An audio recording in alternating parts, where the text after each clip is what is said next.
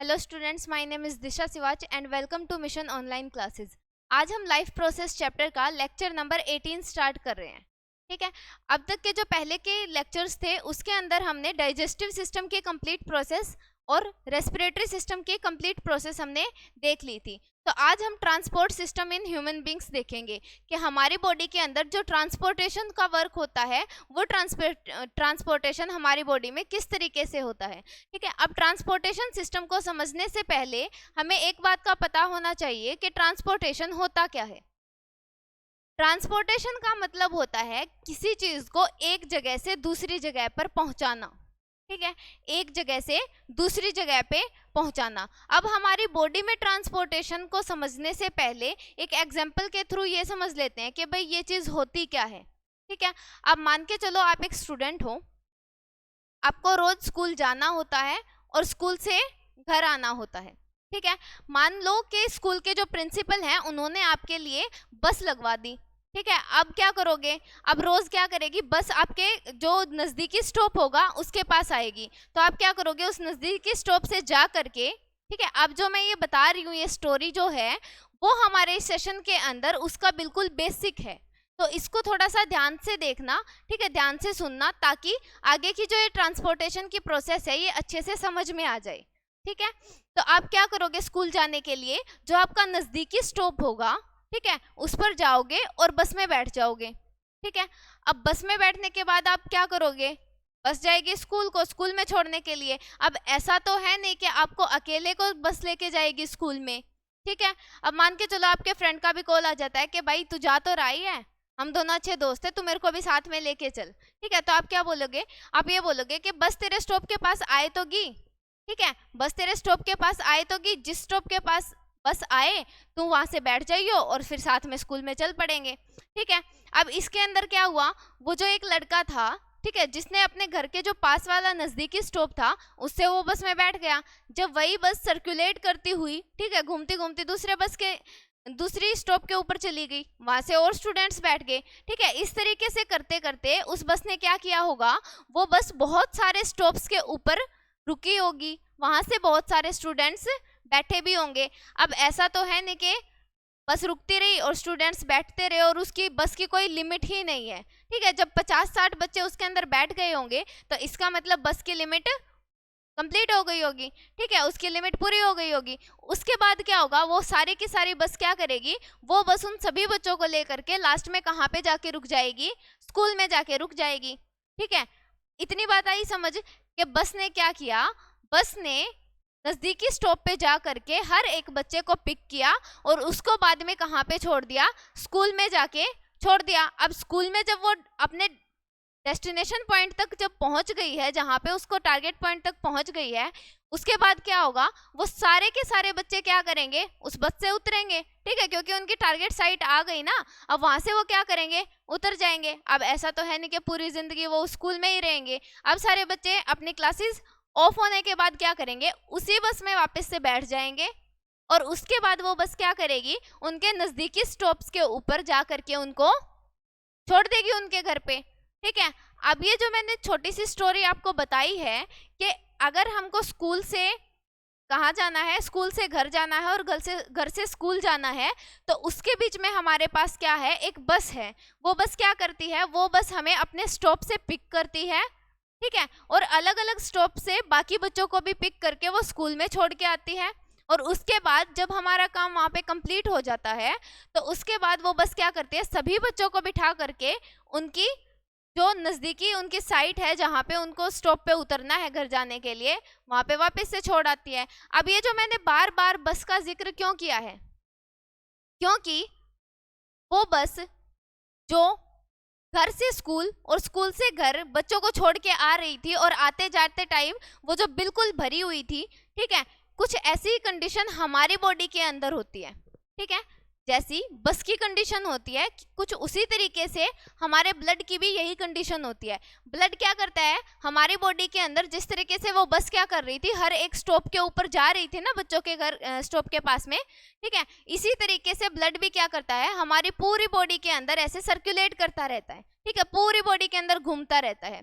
वहां से उसको कुछ ऐसे होते हैं, कुछ ऐसी चीजें होती हैं जो उसके अंदर कुछ डाल देते हैं और बोलते हैं कि यहाँ तक छोड़ के आइयो, ठीक है। सेम इसी तरीके से जिस तरह जो काम हमारे बस का था, ठीक है, बस क्या कर रही थी, किसी एक ऑर्गन से किसी एक साइड से ले करके बच्चों को पिक करके उनकी टारगेट साइड तक उनको पहुंचा रही थी, इसी तरीके से ब्लड भी क्या करेगा, हमारी बॉडी के अंदर जो अलग अलग ऑर्गन से कुछ जो चीजें होंगी, ठीक है, जैसे कि मान के चलो ऑक्सीजन का ट्रांसपोर्ट करना है, कार्बन डाइऑक्साइड का ट्रांसपोर्ट करना है, कुछ न्यूट्रिएंट्स का ट्रांसपोर्ट करना है, तो एक ऑर्गन से उठा करके उसको दूसरी टारगेट साइड तक पहुंचाने का काम कौन करेगा, हमारा ब्लड करेगा, ठीक है। तो उस स्टोरी से रिलेट करके आप क्या बता सकते हो कि जो हाल वहां पे बस का था, सेम वही हाल हमारी बॉडी के अंदर ब्लड का होता है, ठीक है। जिस तरीके से जो हमारी बस थी वो बच्चों से बिल्कुल भरी हुई थी, उसी तरीके से जो हमारा ब्लड है वो भी कभी खाली नहीं रहता, उसके अंदर भी कभी कोई गैसेस का ट्रांसपोर्ट हो रहा है तो गैसेस बैठी हुई हैं ब्लड के अंदर, कभी मिनरल्स का, कभी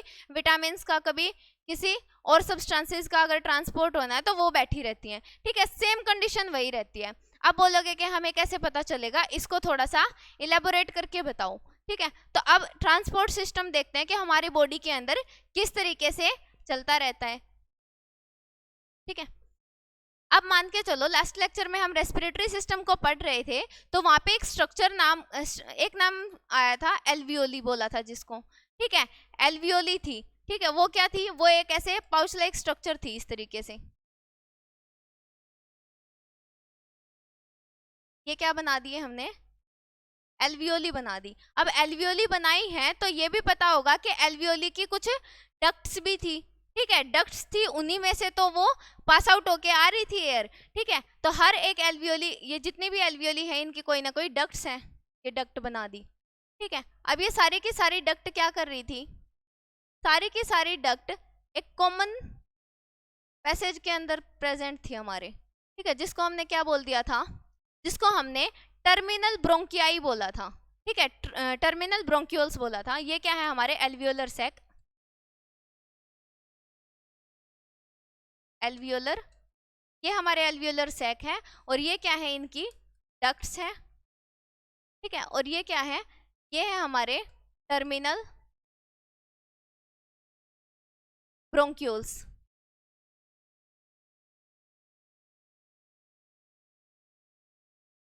ठीक है। ये तो हो गया हमारा बिल्कुल लास्ट का पोर्शन, ठीक है। लास्ट लेक्चर की बात है, याद होगा सभी को, ये तो था बिल्कुल लास्ट पोर्शन के एल्वियोलर सैक्स थे, इनको सबको हमने मिला के बोला था कि ये एल्वियोली हैं, और ये किससे, एक डक्ट से कंडक्ट हो रही थी। उसके बाद ये जो हमारे टर्मिनल ब्रोंक्यूल्स थी, ठीक है। अब इसके और भी पीछे जाएंगे तो क्या थे, हमारी टर्शरी ब्रोंकियाई थी, सेकेंडरी ब्रोंकियाई थी, प्राइमरी ब्रोंकियाई थी, ठीक है। तो इस तरीके से पीछे बढ़ते जाएंगे तो पूरा का पूरा रेस्पिरेटरी ट्रैक्ट हम समझ सकते हैं। लेकिन अभी हम ट्रांसपोर्टेशन सिस्टम के बारे में पढ़ रहे हैं, तो हमें किसकी रिक्वायरमेंट है, सिर्फ और सिर्फ हमें इस पोर्शन की रिक्वायरमेंट है, ठीक है। ये क्या है, ये हमारे लंग्स के अंदर प्रेजेंट है, और यही वो मेन साइट है जहां पे हमारा एक्सचेंज ऑफ गैसेस हो रहा था, ठीक है। अब ट्रांसपोर्टेशन के अंदर हमने इसका जिक्र क्यों किया है, तो देखो, ये जो हमारे एल्वियोलर सैक थे, इस पूरे रास्ते से जो हमारे टर्मिनल ब्रोंक्यूल्स हैं, यहाँ से क्या आई थी, यहाँ से एयर आई थी, ठीक है। अब एयर आई थी तो वो एयर क्या करेगी, वो एयर आके यहाँ हर एक एल्वियोलियर सैक के अंदर आके भर जाएगी, और ये जो एयर यहाँ पे आई है, जो हमने सांस के द्वारा अंदर ली है, इनहेल करी है, सबको इस चीज का पता है कि जो हमने एयर इनहेल करी है, जो इन एल्वियोलर सैक्स के अंदर आई है, वो ऑक्सीजन रिच एयर है, ठीक है। उसके अंदर बहुत सारी ऑक्सीजन भरी हुई है, ठीक है, ऑक्सीजनेटेड एयर है।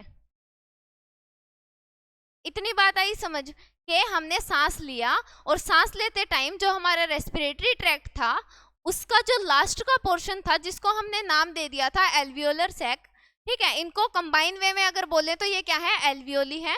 लास्ट में एयर कहाँ आ गई थी, हमारे फेफड़ों में आ गई थी, फेफड़ों के भी कौन से पोर्शन में, एल्वियोलीज के अंदर आ गई थी, ठीक है। अब ये जो हवा आई है, इनके अंदर बहुत सारी ऑक्सीजन भरी पड़ी है, ठीक है, इसके अंदर बहुत सारी ऑक्सीजन भरी पड़ी है। अब इसको तो एक टाइम के लिए यहीं पे छोड़ो, हमारी पूरी बॉडी किससे बनी हुई है, सेल्स से बनी हुई है, ठीक है। हमारी बॉडी के अंदर बहुत सारी सेल्स हैं, और सेल्स कंबाइन होकर टिश्यू बनाती हैं, ठीक है।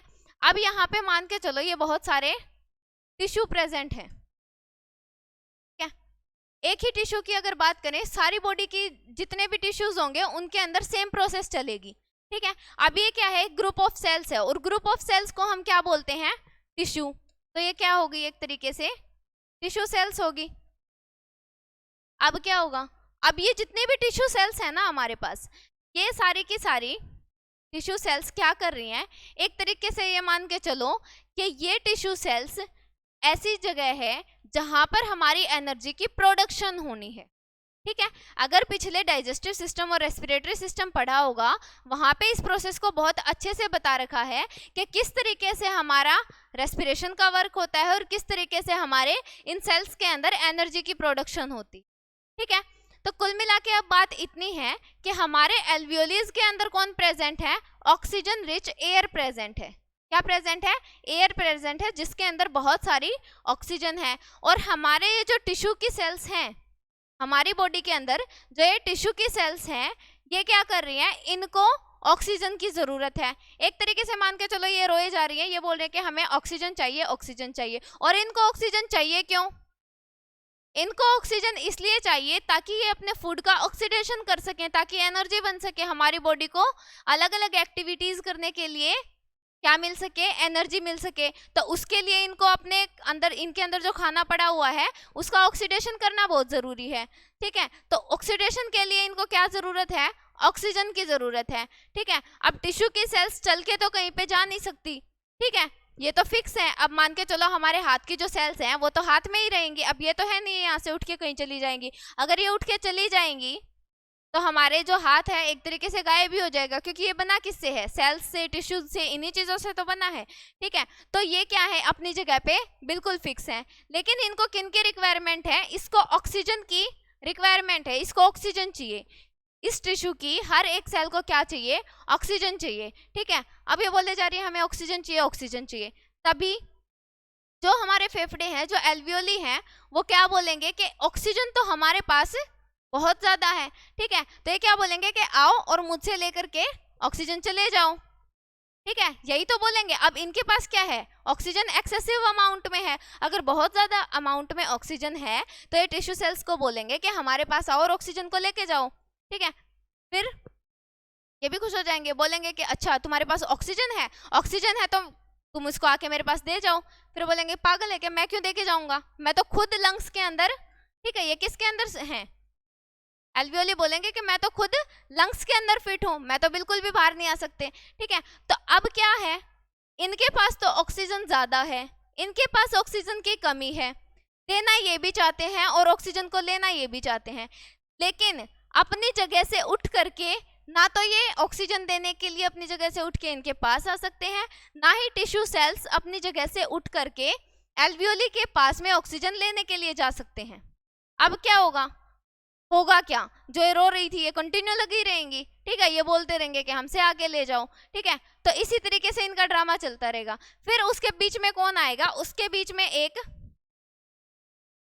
ब्लड आएगा, ठीक है। अब ये ब्लड क्या करेगा, नेतागिरी झाड़ेगा भाई अपनी, और क्या करेगा, ठीक है। ये क्या करेगा, बोलेगा कि तुम्हें झगड़ा करने की जरूरत नहीं है, ठीक है, उदास होने की जरूरत नहीं है। टिश्यू सेल्स को बोलेगा कि मैं तुम्हारे लिए क्या करता हूँ, ऑक्सीजन लेकर के तुम्हें दे देता हूँ, ठीक है, क्योंकि ये इसके ब्लड का क्या काम है, हर एक बॉडी पार्ट में सर्कुलेट तो करता ही रहता है ये, ठीक है। अब सर्कुलेट करता करता इसने बोल दिया कि ठीक है मैं जा तो रहा ही हूँ एल्वियोली के पास, अब जा रहा हूँ तो मैं तुम्हारा ये काम भी कर दूंगा, ठीक है, वहां से ऑक्सीजन ला के तुम्हें दे दूंगा, ठीक है। फिर ये तो हो जाएंगे हैप्पी हैप्पी। फिर उसके बाद क्या होगा, उसके बाद जब ये ब्लड क्या करेगा, इन एल्वियोलीज के पास में जाएगा, ठीक है। जब ये ब्लड एल्वियोलीज के पास में जाएगा तो अब मान के चलो देखो ये है ब्लड, ठीक है। अब ये ब्लड क्या करेगा, इसके ऊपर इस तरीके से ब्लड कैपिलरीज बहुत सारी लिपटी हुई होंगी एल्वियोलीज के ऊपर, ठीक है। अब ब्लड के अंदर क्या होगा, ऑक्सीजन आ जाएगी, ठीक है, ऑक्सीजन आ गई, बहुत सारी ऑक्सीजन कहाँ पे इकट्ठी होगी, अब आके ब्लड स्ट्रीम में इकट्ठी हो गई, ठीक है। अब जो ऑक्सीजन थी वो कहाँ आ गई, ब्लड के अंदर आ गई। अब क्या करेगी ये ब्लड, अब ये ब्लड सर्कुलेट करता करता कहाँ पे आएगा, टिश्यू सेल्स के पास आएगा, ठीक है। और यहाँ से क्या कर देगा, ये ऑक्सीजन को इसके अंदर ट्रांसफर कर देगा, होगी ट्रांसफर, ठीक है।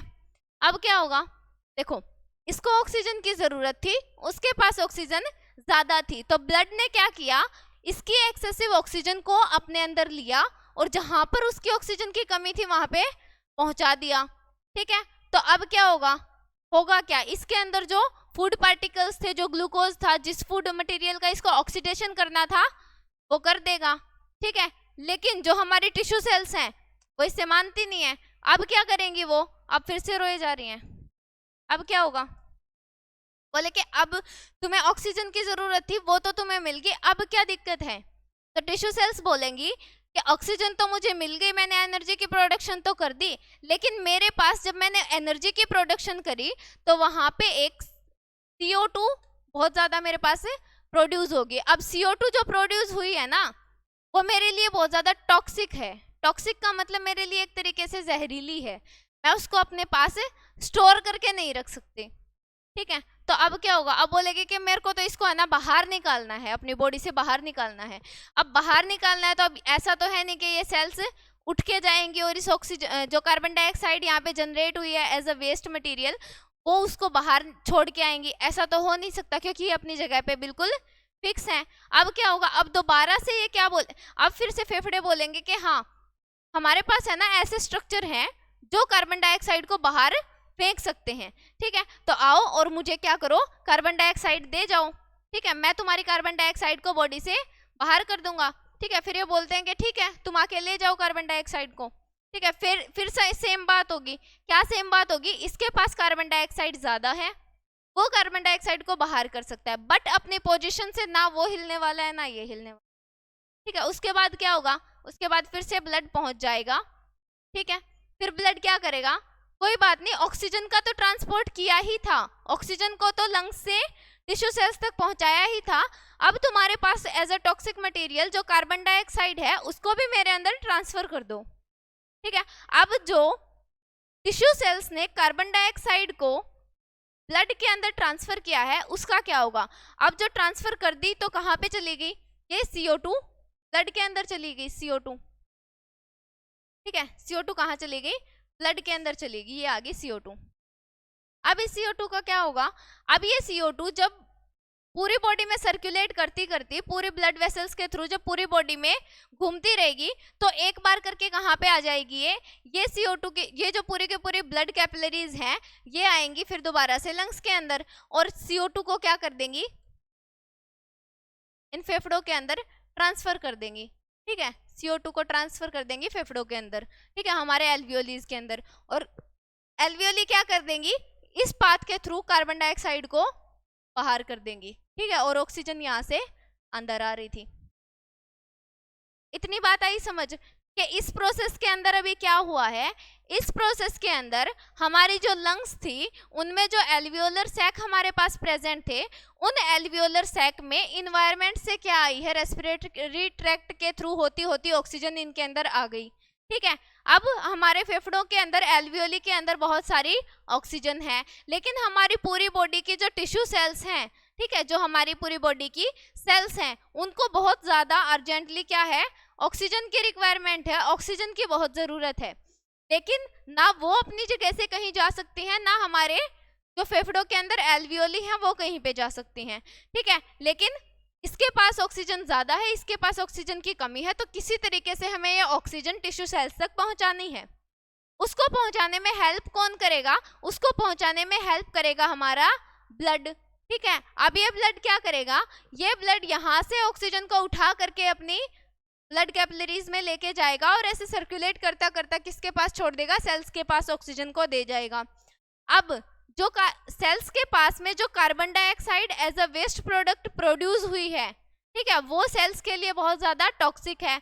अब उस टॉक्सिक गैस को शरीर से बाहर निकालने की जरूरत है, लेकिन अपनी पोजीशन से ना तो टिश्यू सेल्स हिल सकते हैं ना एल्वियोली अपनी जगह से हिल सकती हैं, ठीक है। तो ब्लड क्या करेगा, ब्लड यहाँ से कार्बन डाइऑक्साइड, टिश्यू सेल्स से जितने भी कार्बन डाइऑक्साइड है उसको ले करके अपनी ब्लड कैपिलरीज में भरेगा और उसके बाद सर्कुलेट करता करता कहाँ, एल्वियोलर सैक के अंदर छोड़ देगा, ठीक है। और ये एल्वियोलर सैक जो हमारे एल्वियोलीज प्रेजेंट हैं, इनका क्या काम है, इनका काम है जो इनके अंदर कार्बन डाइऑक्साइड है उसको रेस्पिरेटरी ट्रैक्ट के थ्रू बाहर भेज देंगी, ठीक है, और बाहर से इनहेलेशन के टाइम पे ऑक्सीजन को अंदर ले जाएंगी, ठीक है। तो ये इनका काम होता है। तो अब कॉमनली एक बात समझने की कोशिश करना कि जो हमारी यहाँ पे ऑक्सीजन प्रेजेंट थी वो तो यहाँ आ गई, मतलब एक तरीके से हम बोल सकते हैं कि यहाँ पे कोई मटेरियल प्रेजेंट था, ठीक है, और वो कहाँ पे आ गया, दूसरी साइड पे आ गया, और यहाँ पे भी कार्बन डाइऑक्साइड मतलब कोई ना कोई तो मटेरियल है, ठीक है। अब ये मटेरियल उठ के कहाँ चला गया, हमारी लंग्स तक, हमारी एल्वियोलीज तक चला गया। तो एक तरीके से हम बोल सकते हैं कि सब्सटेंस एक जगह से दूसरी जगह पे गए हैं, ठीक है। इसी को हम क्या बोलते हैं, ट्रांसपोर्ट बोलते हैं, ठीक है। तो हमारी बॉडी के अंदर जो रेस्पिरेशन के टाइम पे जो कार्बन डाइऑक्साइड का टिश्यू सेल्स से बाहर निकलना, ठीक है, और हमारी लंग्स से टिश्यू सेल्स तक ऑक्सीजन का जाना, ये कौन से सिस्टम के अंदर आता है, हमारे ट्रांसपोर्ट सिस्टम के अंदर आता है। एक तो ट्रांसपोर्टेशन का काम ये हो गया, ठीक है, लेकिन जो हमारी टिश्यू की सेल्स होती हैं वो इससे भी नहीं मानेंगी। अब उनको क्या चाहिए, इनकी डिमांड बहुत ज्यादा है लेकिन करना इनको कुछ नहीं होता। एनर्जी की प्रोडक्शन करती हैं वो अलग बात है, ठीक है, लेकिन अपनी जगह से मूवमेंट नहीं करनी होती, लेकिन इनकी डिमांड और भी ज्यादा है। अब ऑक्सीजन को तो इनको लेना था, वो डिमांड हो गई पूरी, कार्बन डाइऑक्साइड को बाहर निकालना था अपनी बॉडी से, वो भी हो गई। अब क्या चाहिए इनको, अब इनको चाहिए फूड पार्टिकल्स, ठीक है। अब क्या चाहिए इनको, फूड पार्टिकल्स। हमारी जो टिश्यू सेल्स हैं वो बोलती हैं कि हमें सिंपल फॉर्म में क्या चाहिए, खाना चाहिए, ठीक है। अब ये बताओ, हमारी बॉडी में जो हमने खाना खाया है वो तो हम कॉम्प्लेक्स फूड पार्टिकल खाते हैं, ठीक है, कॉम्प्लेक्स फूड मटेरियल खाते हैं, उसको हमारी पूरी बॉडी के अंदर सिंपल फॉर्म में भी तो तोड़ा जाता है। अब वो सिंपल फॉर्म में कहाँ तोड़ा जाएगा, तो हमने लास्ट में जो डाइजेशन की आहुति दी थी, तो एक तरीके से ये मान लो हमने बिल्कुल कंप्लीटली जहाँ पे हमारा डाइजेशन पूरा हो गया था, ठीक है, डाइजेशन की प्रोसेस बिल्कुल कंप्लीट कहाँ हुई थी, हमारी स्मॉल इंटेस्टाइन में हुई थी, ठीक है। तो स्मॉल इंटेस्टाइन में क्या हुआ था, जितना भी हमने कॉम्प्लेक्स फूड मटेरियल खाया था वो सारा का सारा कॉम्प्लेक्स फूड मटेरियल हमारा सिंपल फॉर्म के अंदर कन्वर्ट हो चुका था, ठीक है। अब मान के चलो ये क्या है, ये हमारी स्मॉल इंटेस्टाइन, स्मॉल इंटेस्टाइन। अब इस स्मॉल इंटेस्टाइन के अंदर क्या प्रेजेंट है, इस स्मॉल इंटेस्टाइन के अंदर एक बना देते हैं, ये अलग अलग टाइप के क्या हैं, फूड पार्टिकल हैं, और वो फूड पार्टिकल भी कौन सी फॉर्म में है, बिल्कुल सिंपल फॉर्म में है। अब सिंपल फॉर्म क्या क्या होंगी, सिंपल फॉर्म देखो, एक तो सिंपल फॉर्म हो जाएगी हमारी ग्लूकोज, दूसरी सिंपल फॉर्म क्या हो जाएगी, हमारी अमाइनो एसिड, ठीक है। डाइजेशन की जो पूरी की पूरी प्रोसेस समझा रखी है और जो रेस्पिरेशन की पूरी प्रोसेस समझा रखी है, ये लेक्चर तभी समझ में आएगा जब जिसने पहले के लेक्चर देखे होंगे, ठीक है। ऐसा नहीं है कि नई नई चीजें सीखते जा रहे हो, पिछले को भूलते जा रहे हो, तो उसको अगर रिवाइज करके रखोगे, क्योंकि हमारा जो लाइफ प्रोसेस चैप्टर है वो बहुत बड़ा चैप्टर है, ठीक है। इसके अंदर जितने भी टॉपिक आएंगे आपस में रिलेशन में आएंगे, कोरिलेशन में आएंगे, ठीक है। तो आगे की बातें तब तक समझ नहीं आएंगी जब तक पीछे का नहीं किया होगा, ठीक है। तो सारी की सारी प्रोसेसेस डाइजेशन की भी और रेस्पिरेशन की भी दोनों अच्छे से समझा रखी हैं, लेकिन फिर भी अगर किसी ने नहीं की है तो लास्ट लेक्चर्स के अंदर देख सकता है, ठीक है। तो अब देखो इसमें डाइजेशन की प्रोसेस में था क्या, सारे सिंपल फूड पार्टिकल्स के अंदर कन्वर्ट हो गए थे हमारे कॉम्प्लेक्स फूड मटेरियल। तो सिंपल मटेरियल्स में क्या क्या आए थे, ग्लूकोज में चेंज हो गया था, अमाइनो एसिड में, ग्लिसरॉल में, और फैटी एसिड में चेंज हो गए थे हमारे फैट्स, ठीक है, फैटी एसिड्स के अंदर, ठीक है। इस तरीके से हमारा क्या हो गया था, जो कॉम्प्लेक्स फूड पार्टिकल्स थे वो सिंपल फूड पार्टिकल्स में कन्वर्ट हो गए थे। और क्या क्या चीजें प्रेजेंट थी, और यहाँ पे विटामिन्स प्रेजेंट थे और मिनरल्स प्रेजेंट थे, इतनी सारी चीजें हमारी स्मॉल इंटेस्टाइन के अंदर प्रेजेंट थी। अब सेम चीज टिश्यू सेल्स को क्या चाहिए है, ये सिंपल फूड पार्टिकल्स चाहिए, टिश्यू सेल्स को क्या चाहिए, ये सारे के सारे सिंपल फूड पार्टिकल्स अपने अंदर चाहिए। लेकिन सेम वही बात, अब हमारी पूरी बॉडी की सेल्स इंटेस्टाइन की सेल्स के पास आके तो ये नहीं बोल सकती कि तुम मुझे ये फूड पार्टिकल्स दे दो। क्यों? क्योंकि इंटेस्टाइन भी अपनी जगह पे फिक्स है, वो भी अपनी पोजीशन चेंज नहीं कर सकती। सेम एज इट इज हमारी जो टिश्यू सेल्स हैं वो भी अपनी पोजीशन चेंज नहीं कर सकती। ठीक है, अब पोजीशन चेंज नहीं कर सकती, लेकिन रिक्वायरमेंट तो दोनों को है। इसके अंदर तो एक्सेसिव अमाउंट में हो रखे हैं सारे के सारे फूड पार्टिकल्स, और इसको जरूरत है, जो हमारी टिश्यू सेल्स हैं उनको रिक्वायरमेंट है फूड पार्टिकल्स की। तो अब इस टाइम पे क्या होगा, इस टाइम पे फिर से कौन आएगा, ब्लड आएगा। ठीक है, अब वो ब्लड क्या करेगा, ब्लड पहले सबसे पहले कहाँ पे जाएगा, घूमता घूमता ब्लड जाएगा हमारे स्मॉल इंटेस्टाइन के पास। ठीक है, अब स्मॉल इंटेस्टाइन के अंदर अगर किसी को याद हो तो यहाँ पे कुछ स्ट्रक्चर्स प्रेजेंट थे जिनको हमने नाम दिया था एल्वियोली, सॉरी विलाई का नाम दिया था, विलाई नाम के स्ट्रक्चर्स प्रेजेंट थे। विलाई क्या थी, हमारी स्मॉल इंटेस्टाइन के जो इनर लाइनिंग थी, जो अंदर की लाइनिंग थी, वहां पे कुछ इस तरीके के हेयर लाइक स्ट्रक्चर्स प्रेजेंट थे। लेकिन वो हेयर्स नहीं थे, वो क्या थे, वो मसल्स की एक्सटेंशन थी एक तरीके से। ठीक है, तो इस तरीके से उभरे हुए कुछ स्ट्रक्चर्स थे जिनको हमने नाम दिया था विलाई। अब विलाई क्या थी, विलाई के अंदर बहुत सारा ब्लड भरा हुआ था। ठीक है, विलाई के अंदर क्या चीज प्रेजेंट थी, विलाई के अंदर बहुत सारे ब्लड भरा हुआ था। ब्लड इसके बिल्कुल डायरेक्टली कांटेक्ट में था, तो हमने बोला था कि villi are richly supplied with blood capillaries. इसकी टच में कौन है, बहुत सारी ब्लड कैपिलरीज इसके टच में है। अब वो ब्लड कैपिलरीज क्या करेंगी, क्योंकि ब्लड का क्या काम है, ब्लड का तो काम ही यही है। अब इसके अंदर जितने भी न्यूट्रिएंट्स है वो क्या करेंगे, विलाई के अंदर आ जाएंगे। और विलाई के अंदर क्या है, बहुत सारी ब्लड कैपिलरीज हैं, और ये ब्लड कैपिलरीज क्या करेंगे, इन सारे न्यूट्रिएंट्स को अपने अंदर ले लेंगी। ठीक है, ये जितने भी न्यूट्रिएंट्स हमें दिखाई दे रहे हैं, अमाइनो एसिड है, ग्लूकोज है, विटामिन हैं, मिनरल्स हैं, ये सारे के सारे कहाँ पे आ जाएंगे, इन विलाई के अंदर आ जाएंगे। ठीक है, विलाई से कहाँ चले जाएंगे, ब्लड कैपिलरीज के अंदर, ब्लड कैपिलरीज के अंदर, ब्लड कैपिलरीज के अंदर आ जाएंगे। अब वो जो ब्लड कैपिलरीज हैं, ठीक है, अब उनके अंदर जब मिनरल्स आ गए, ठीक है, अब ब्लड के अंदर अगर मिनरल्स आ ही गए, विटामिन आ ही गए, जितने भी सिंपल फूड पार्टिकल्स हैं, अगर वो ब्लड स्ट्रीम के अंदर आ गए, तो ऑब्वियस सी बात है, अगर ब्लड पूरे शरीर के अंदर घूमता रहता है तो मिनरल्स भी, विटामिन भी, सारे के सारे जो हमारे सिंपल फूड पार्टिकल्स हैं वो भी क्या करेंगे, हमारी पूरी बॉडी के अंदर सर्कुलेट करते रहेंगे। ठीक है, अब पूरी बॉडी के अंदर अगर ये सारी चीजें सिंपल फूड पार्टिकल सर्कुलेट करेंगे, तो ऐसा तो है नहीं कि हर जगह बट जाएंगे, ये कहाँ जाएंगे, हमारे टारगेट साइट तक। जैसे कि उस बस के अंदर जो भी बच्चे बैठे हुए थे वो कहाँ पे उतर रहे थे, सब अपने अपने नजदीकी स्टॉप पे ही तो उतर रहे थे। ऐसा तो है नहीं कि राम का घर यहाँ पे है और श्याम का घर 2 गली छोड़ के है तो वो राम के घर पे रुकेगा, ऐसा तो नहीं था। ठीक है, सब अपने टारगेट ऑर्गन पर ही जाके उतरेंगे। सेम इसी तरीके से ब्लड के अंदर अब जितने भी ये सिंपल फूड पार्टिकल्स हैं, ये बॉडी के अंदर सर्कुलेट करते रहेंगे, और जहाँ पे भी इनको टिश्यू सेल्स दिखेंगी, उस टिश्यू सेल्स के अंदर ये क्या कर देंगे, उन टिश्यू सेल्स के अंदर ये अपना जितना भी फूड पार्टिकल्स हैं, ठीक है, चाहे ये ग्लूकोज है, चाहे अमाइनो एसिड है, ठीक है, उन सभी को क्या कर देंगे, टिश्यू सेल्स को दे देंगे।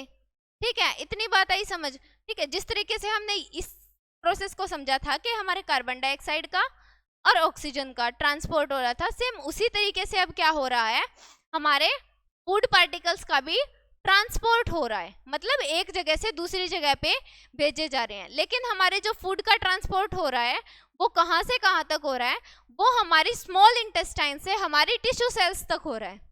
स्मॉल इंटेस्टाइन से जो सिंपल फूड पार्टिकल्स हैं वो टिश्यू सेल्स तक पहुंचाई जाएंगी, किसके थ्रू, ब्लड के थ्रू।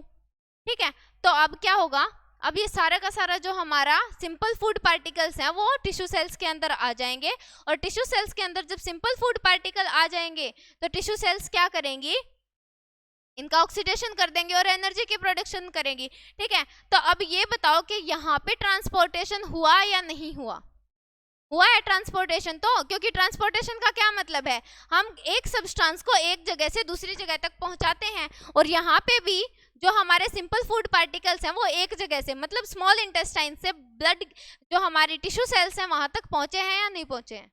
पहुंचे हैं। तो इसका मतलब क्या है? ये ट्रांसपोर्टेशन है। तो ट्रांसपोर्टेशन की हमने दो चीजें तो देख ली यहाँ पे। एक तो क्या हो रहा था, हमारे ऑक्सीजन का और कार्बन डाइऑक्साइड का मतलब गैसेस का ट्रांसपोर्ट हो रहा था, और दूसरी जगह हमारे जो सिंपल फूड पार्टिकल्स थे का ट्रांसपोर्ट हो रहा था। दो चीजें आई समझ? ठीक है, एक और एग्जांपल ले लेते हैं। ठीक है, इन दो चीजों का तो ट्रांसपोर्टेशन समझ में आ गया कि हमारी बॉडी के अंदर होता है, और इनमें करवा कौन रहा है? ये सारी चीजें हमारा ब्लड करवा रहा है ये ट्रांसपोर्ट। ठीक है, ये हेल्प कर रहा है इन सब की। एक और एग्जाम्पल ले तो उसके अंदर है ना, एक एग्जाम्पल ले लेते हैं हम। मान के चलो कोई प्रेग्नेंट लेडी है, ठीक है, और उसके पेट में जो बच्चा है उसका ड्यूरेशन ऑलमोस्ट कंप्लीट हो चुका है। ठीक है, मान के चलो उसके पेट में जो बच्चा है वो 9 महीने का है। ठीक है, उसने अपना पीरियड पूरा कंप्लीट कर लिया, क्योंकि ह्यूमंस के अंदर जो प्रेगनेंसी होती है वो 9 महीने की होती है। ठीक है, अब जो एग्जाम्पल मैं बता रही हूँ उसमें मान के चलो कि कोई लेडी है और उसके 9 महीने कंप्लीट हो चुके हैं।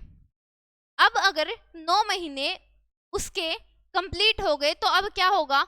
उस बच्चे की डिलीवरी का टाइम आएगा, मतलब उस बच्चे को उसकी माँ के पेट से बाहर निकालना पड़ेगा।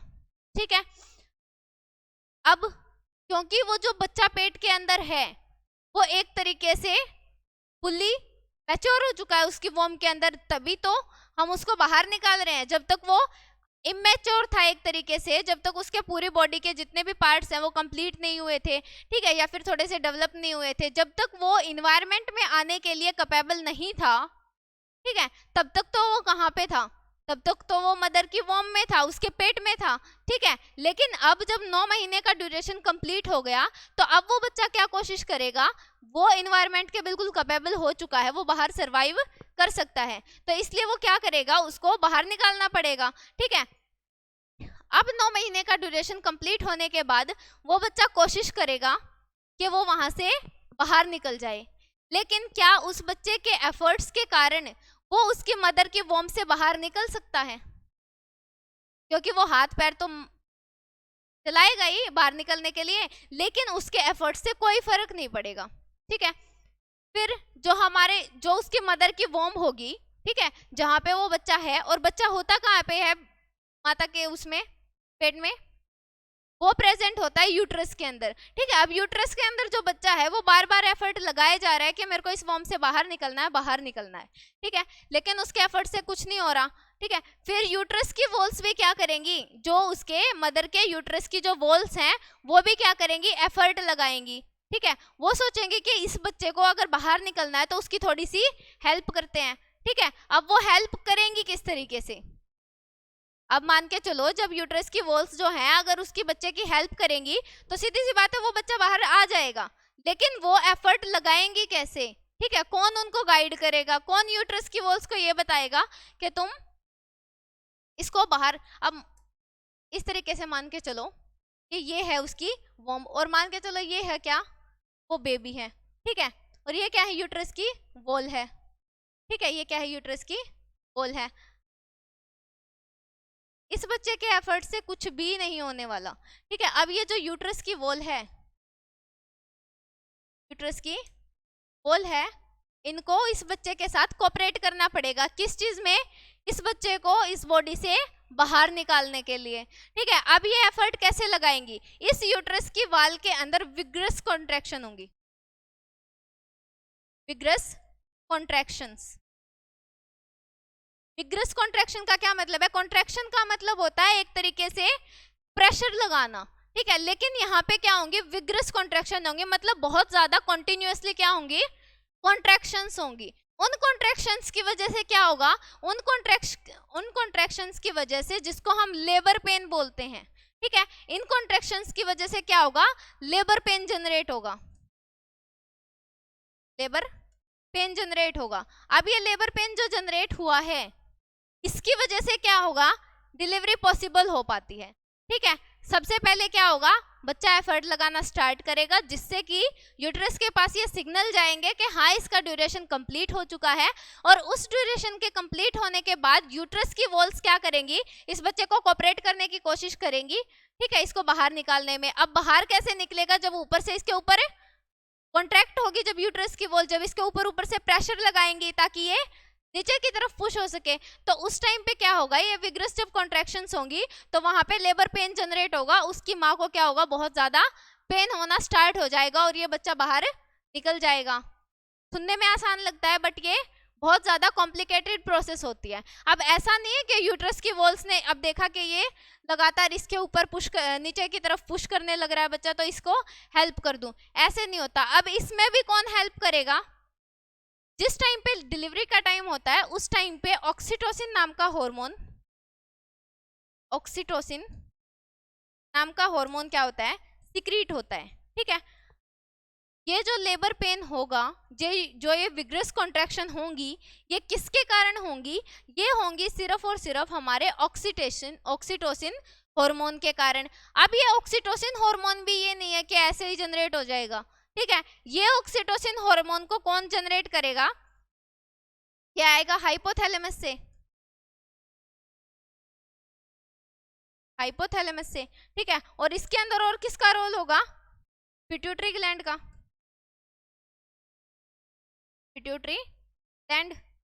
अब ये पिट्यूटरी ग्लैंड के अंदर तो क्या होती है, इसकी फॉर्मेशन होती है। ठीक है, और हाइपोथैलेमस क्या करता है, इसको सिक्रेट करवाने का काम करता है। पिट्यूटरी ग्लैंड के अंदर क्या होगा, ये हार्मोन प्रोड्यूस होगा और हाइपोथैलेमस क्या करेगा, इसको पहुंचाने का काम करेगा। ठीक है, अब एक बात बताओ, ये भी अपने आप काम नहीं कर सकते। ठीक है, जिस टाइम पे इस बच्चे ने यहाँ पे पुश करना स्टार्ट किया, इसकी वॉल्स को इस तरीके से पुश करना स्टार्ट किया ताकि ये बाहर आ सके, इसकी डिलीवरी हो सके, ठीक है, एनवायरनमेंट में आ सके, तो जब इसने पुश किया तो यूट्रस की वॉल्स ने क्या बोला होगा कि चलो इसकी हेल्प करते हैं, ये कॉन्ट्रैक्शन करना चाहती हैं।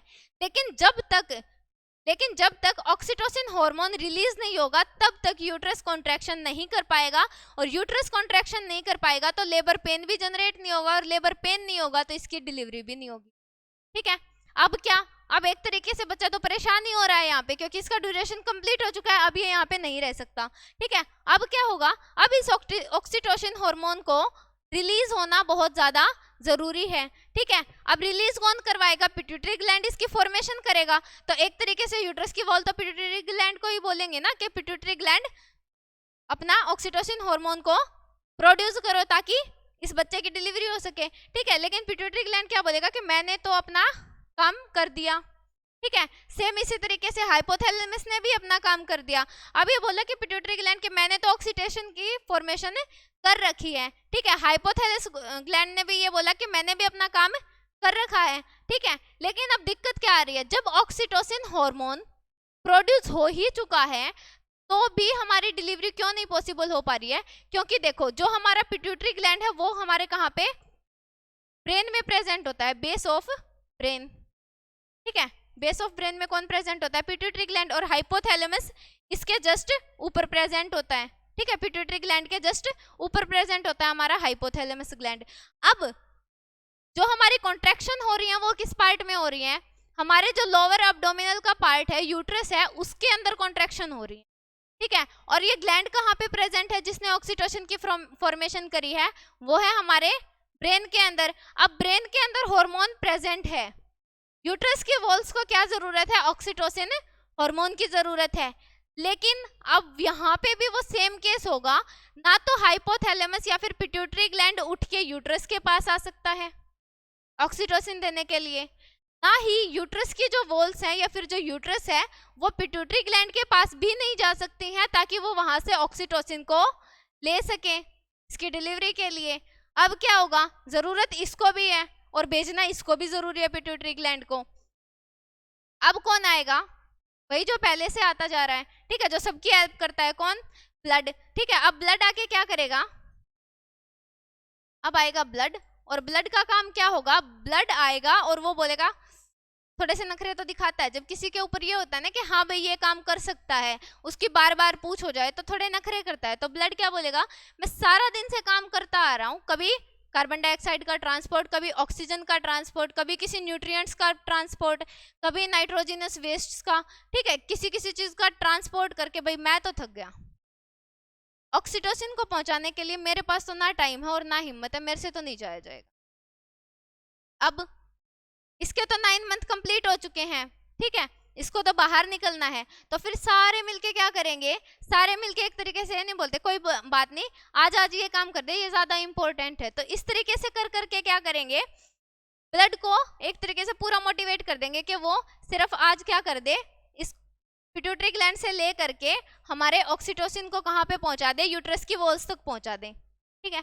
चलो मान भी लिया उसने कहना, ठीक है, जो हमारा ऑक्सीटोसिन है वो ब्रेन से चल करके अब ब्लड स्ट्रीम के अंदर आके, ठीक है, क्योंकि पिट्यूटरी ग्लैंड के पास भी तो ब्लड वेसल्स होंगी, वो क्या करेंगे, ऑक्सीटोसिन को ब्लड में सिक्रीट कर देंगे और ब्लड से फिर यूट्रस की तरफ क्या आना है, हमारा ऑक्सीटोसिन आना है चल के, ठीक है। अब ये जो ऑक्सीटोसिन आ रहा है, ठीक है, ब्लड बहुत ज्यादा धीरे धीरे चलेगा, ठीक है, ब्लड की जो मूवमेंट होगी, एक तरीके से इसका फ्लो होगा, वो ज्यादा प्रेशर के साथ नहीं होगा, ठीक है। अब ज्यादा प्रेशर के साथ नहीं होगा, लेकिन यहाँ पे जो कॉन्ट्रैक्शन होनी है वो तो किसी का वेट नहीं करेंगी, ठीक है, उनको तो बहुत ज्यादा जल्दी में आना जरूरी है, ठीक है, हार्मोन की बहुत ज्यादा जल्दी जरूरत है ताकि यहाँ पे विग्रस कॉन्ट्रैक्शन जल्दी से स्टार्ट हो जाए और उसके कारण लेबर पेन जनरेट होके जल्दी से डिलीवरी हो जाए, लेकिन ब्लड की क्या है, मूवमेंट बहुत ज्यादा स्लो है, ठीक है। तो इस तरीके से जो स्लो मूवमेंट होगी ये बहुत ज्यादा हार्मफुल होती है, ठीक है। अब मान के चलो हमारे,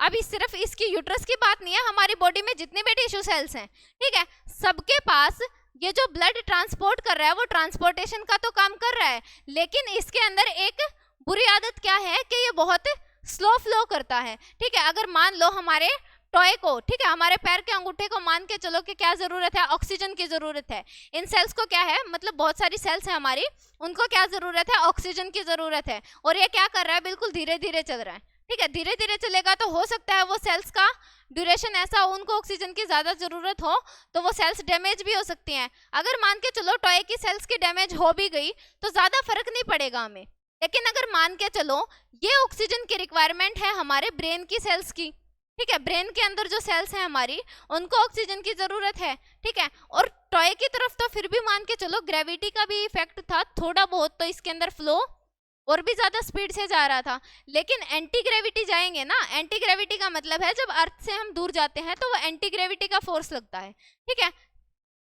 तो जब हम ऊपर की तरफ जाएंगे, ब्लड को, ऑक्सीजन को हम कहाँ पहुंचा रहे हैं, हमारे ब्रेन के अंदर, ब्रेन के अंदर जिस टाइम पे हम ब्लड को पहुंचाएंगे तो एंटी ग्रेविटी चलेगा, वो ग्रेविटी से अपोजिट डायरेक्शन में चलेगा, तो उसकी तो और भी ज्यादा स्लो क्या हो जाएगी, रेट हो जाएगी चलने की, तो इसके कारण हमारे जो ब्रेन की सेल्स हैं वो डैमेज हो सकती, ब्रेन की सेल्स डैमेज होगी तो पूरा सिस्टम ही डैमेज हो जाएगा, ये मान के चलो, ठीक है। तो हम बिल्कुल भी अलो नहीं कर सकते ब्लड को कि वो बहुत स्लो काम करे, ठीक है, तो ब्लड की तो स्पीड बढ़ानी पड़ेगी, लेकिन जब तक ये अपनी मनमर्जी चलाएगा तब तक तो धीरे धीरे काम ही करेगा, ठीक है। लेकिन अब ऐसा कौन है जो इससे जल्दी जल्दी काम करवाता है, ठीक है, जो इसकी एक्टिविटीज को बिल्कुल फास्ट रखता है, जहां पे इसकी जो ट्रांसपोर्ट करने की जरूरत होती है उन चीजों को कौन जल्दी जल्दी ट्रांसपोर्ट करवाता है, तो इस केस में अब कौन आता है, हमारा हार्ट आता है।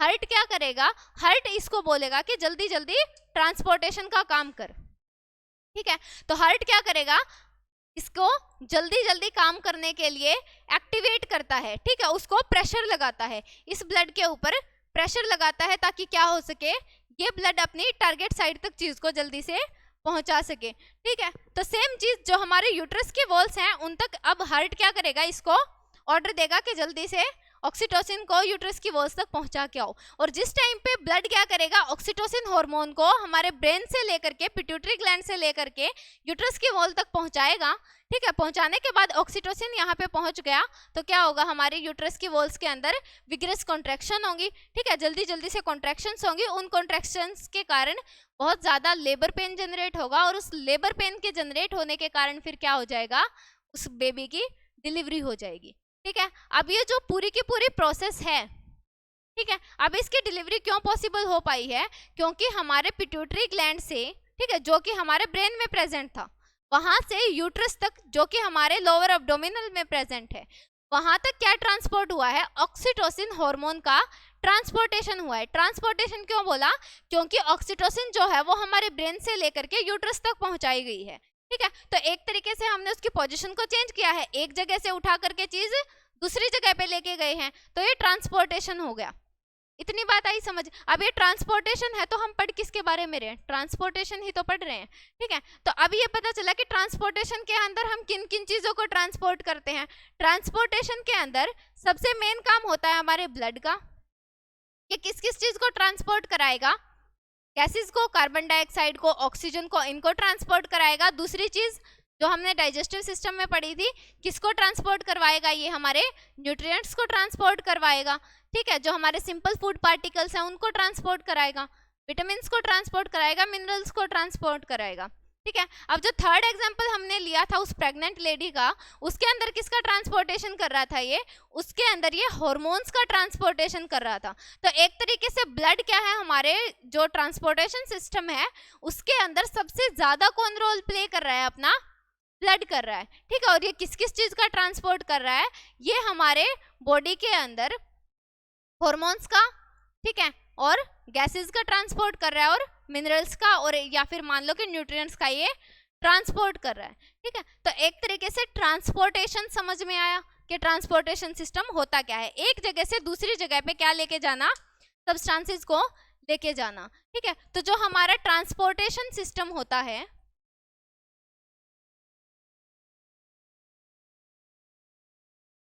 ट्रांसपोर्टेशन सिस्टम जो होता है ह्यूमन का, उसको हम सर्कुलेटरी सिस्टम भी बोलते हैं, तो हम सर्कुलेटरी सिस्टम भी बोलते हैं, ठीक है। अब ये जो सर्कुलेटरी सिस्टम है ये दो टाइप का होता है। ह्यूमन की बॉडी के अंदर जो सर्कुलेटरी सिस्टम है वो दो टाइप का होगा। कौन सा, एक तो ब्लड सर्कुलेटरी सिस्टम, और दूसरा होगा लिम्फ सर्कुलेटरी सिस्टम, ठीक है, ठीक है। एक तो लिम्फ का सर्कुलेटरी सिस्टम होगा और दूसरा सर्कुलेटरी सिस्टम होगा हमारा ब्लड सर्कुलेटरी सिस्टम। अब जो ब्लड सर्कुलेटरी सिस्टम होगा उसके अंदर कौन कौन सी चीजें आएंगी, एक तो आएंगे ब्लड वेसल्स,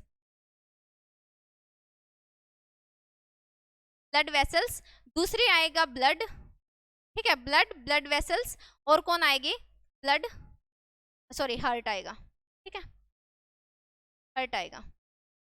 लिम्फेटिक सिस्टम के अंदर क्या आएगा, लिम्फेटिक सिस्टम के अंदर सबसे पहले तो लिम्फ आएगी, ठीक है, फिर एज इट इज इसकी तरह लिम्फ वेसल्स आएंगी, लिम्फ वेसल्स, और लास्ट चीज क्या आएगी, लिम्फ नोड्स